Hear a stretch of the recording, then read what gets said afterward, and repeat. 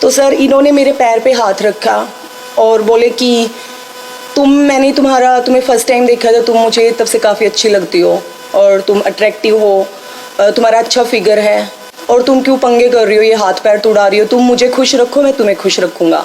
अगर वो और लड़कियों के एग्जाम्पल देते हैं और बोलते हैं कि वो ऐसे कर, सर हर लड़की तो एक जैसी नहीं है ना। जब मैंने ना कर दिया, ना मतलब ना। और इन्होंने मेरे साथ उस टाइम मिसबिहेव करने की कोशिश की, लाइक छीना झपट्टी, और इन्होंने मेरा टी शर्ट भी फाड़ दिया उस टाइम। और मैं सडन वहाँ से इनको पुश करके मैंने उन टेबल पे इनको गिरा दिया और मैं वहाँ से भागी और मैं बाहर चिल्लाती रही। तो एक साइड से इन्होंने डोर बंद करवाया हुआ था, जबकि मैं दूसरा इनका कैबिन था उसकी साइड से निकल के मैं भागी।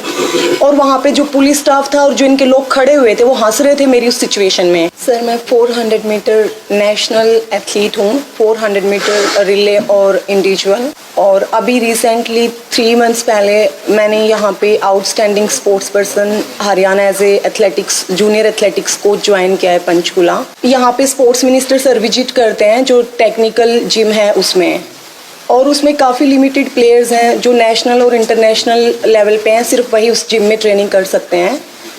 तो उसके बाद संदीप सर ने मेरे को जिम में देखा, देन उन्होंने मेरे को इंस्टाग्राम पे कांटेक्ट किया, जो कि एक वैनिश मोड है जिसमें आप कोई भी कॉन्वर्सेशन करते हैं तो वो कॉन्वर्सेशन साथ साथ गायब हो जाता है, उसका कोई रिकॉर्ड नहीं रहता। तो इन्होंने मेरे से बात की, इन्होंने फर्स्ट टाइम मुझसे बात की तो मुझे काफ़ी अप्रिशिएट किया। एक्चुअली इनका बर्थडे था उस दिन, जिस दिन फर्स्ट टाइम इन्होंने मेरे से इंटरेक्ट किया। तो बीइंग ए प्लेयर, क्योंकि वो हॉकी में एक ओलंपियन एथलीट रहे हैं, काफ़ी कुछ उन्होंने अचीव किया है देश के लिए, तो मेरे लिए वो एक कुछ सेकंड के लिए एक प्राउड मोमेंट था कि इतने सीनियर एथलीट साथ में वो स्पोर्ट्स मिनिस्टर हैं। तो मैं काफ़ी खुश हुई। बट उन्होंने कुछ टाइम के बाद मुझे बोला कि एक स्नैपचैट कोई फोल्डर है, आप वो ऐप डाउनलोड कर लीजिए और ये मेरी आईडी है, आप इस पर मेरे को मैसेज कीजिए। देन उसके बाद उन्होंने मेरे से काफ़ी देर तक बात की, लाइक आप क्या करते हैं, कहाँ से हैं, अब तो आपके कोच नहीं हैं तो आप कैसे यहाँ ट्रेनिंग कर रहे हैं। तो धीरे धीरे 1-2 दिन गए, देन उन्होंने मुझे बोला कि आप मुझे चंडीगढ़ सेक्टर 7 लेक साइड मिलने आओ। तो वो काफ़ी लेट था उस टाइम, तो मैंने बोला कि सर अभी काफ़ी लेट है, बट आप जिम आ रहे हैं तो हम वहाँ बात कर सकते हैं।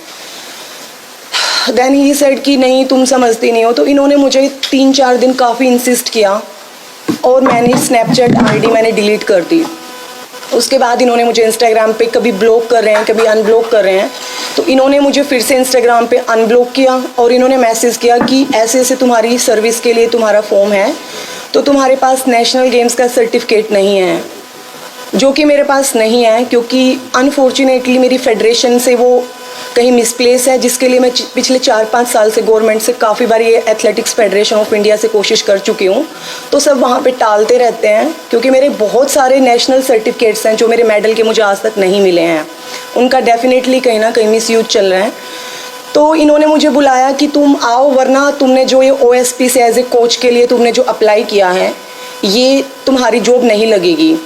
तो सर मैं नेक्स्ट डे सारे डॉक्यूमेंट्स लेके मैं इनके घर पे गई, तकरीबन 1:30 बजे के आसपास। और इनका जो स्पोर्टिंग स्टाफ है, कुछ गनमैन थे और कुछ इनका जो पर्सनल स्टाफ स्पोर्ट्स पर्सन को जो ट्रीट करते हैं वो लोग वहाँ पे अवेलेबल थे। देन मैं इनके पास गई, मैंने डॉक्यूमेंट्स दिखाए और वो मेरा फर्स्ट टाइम मैं इनके घर पे मैंने सेक्टर 7 में 72 हाउस नंबर में मैंने मेरा पहला विजिट था।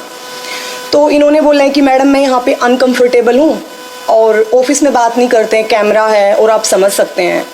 तो इनके ऑफिस में बिल्कुल साइड में एक कैबिन है जिसमें सिर्फ सोफ़ा डला हुआ है और कुछ टेबल वगैरह हैं। तो इन्होंने मुझे बोला कि मैं यहाँ कंफर्टेबल हूँ, मैं यहाँ बैठ के बात कर सकता हूँ।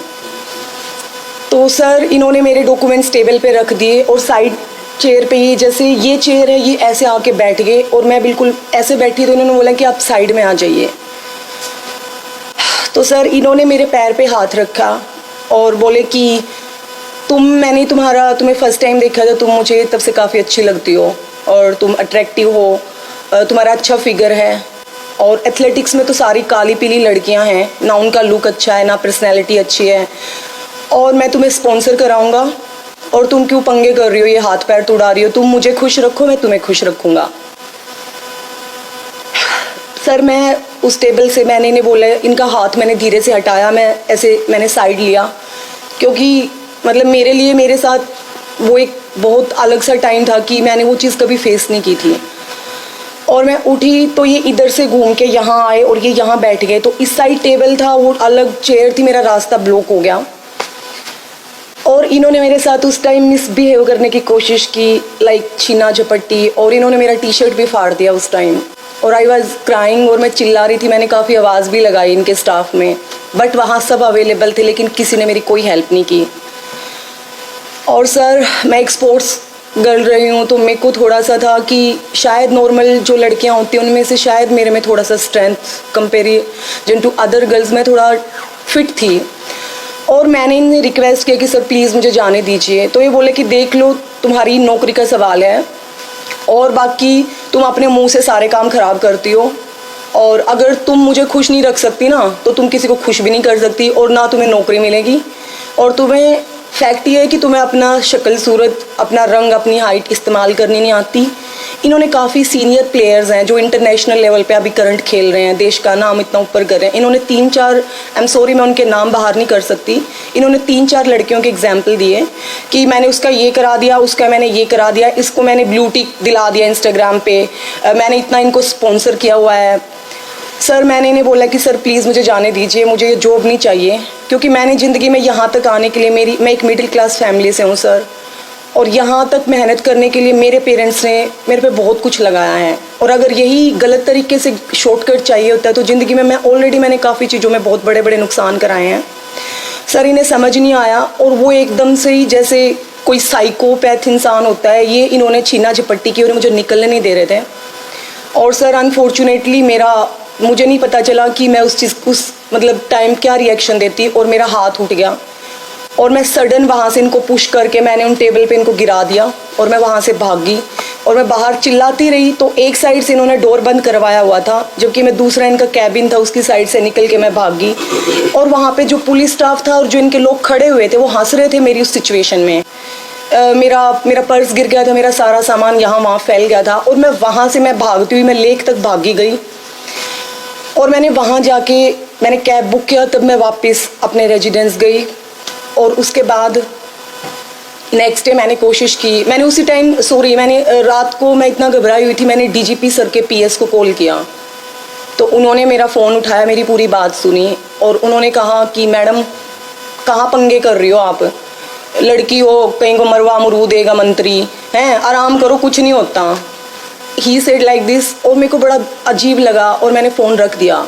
उस टाइम मैंने सीएम सर के पीएस को भी कॉल किया और उन्हें भी मैंने ये सब चीज़ें बताई जो उनका लैंडलाइन फ़ोन देखते हैं, बट वहाँ से भी कोई रिएक्शन नहीं था। मुझे यही बोला गया कि मैडम अवॉइड करो, छोटी मोटी बातों के लिए सीएम सर के पास बिल्कुल टाइम नहीं है। सर मैं 3-4 दिन तक ना मैं ट्रेनिंग पे गई, मैं पूरा रूम में रोती रही, घुटती रही। और नेक्स्ट डे मैंने यहाँ पे स्पोर्ट्स डिपार्टमेंट है, मैंने यहाँ डिस्कशन किया, मैंने जो मैम है यहाँ स्टाफ है, मैंने उनसे भी बात की। उन्होंने मुझे यही एडवाइस किया कि तुम इंजरी में पड़ी हुई हो, तुम्हारे कोच नहीं है और तुम पंगे मत करो, बेटर है तुम अवॉइड करके ट्रेनिंग पे ध्यान दो।